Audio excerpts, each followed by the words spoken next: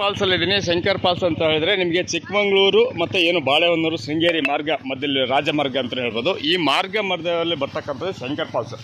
Shankar falls ಅಂದರೆ ನೀವೆಲ್ಲ ನೋಡಿರ್ಬೋದು, ಇಲ್ಲಿ ನೀರು ದೋಸೆ ಕಾರ್ನರ್ ಅಂತ ಒಂದು ಇದು ಹಾಕಿದ್ದಾರೆ, ಬೋರ್ಡನ್ನು ಕಾಣ್ತಾ ಇರ್ಬೋದು. ಶಂಕರ್ ಫಾಲ್ಸ್ ನೀರು ದೋಸೆ ಕಾರ್ನರ್ ಅಂತಲೇ ಹೇಳ್ಬೋದು.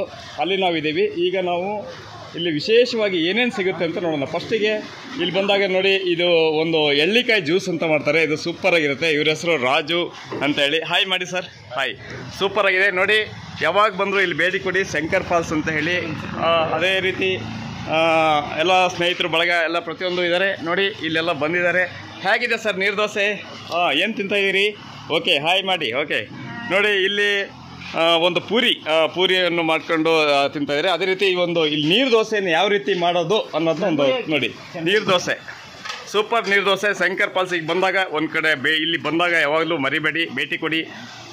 ಬಾಳೆಹೊನ್ನೂರು ಸುದ್ದಿ ಮನೆ, BR ನಾಗೇಗೌಡ. ನಮಸ್ಕಾರ.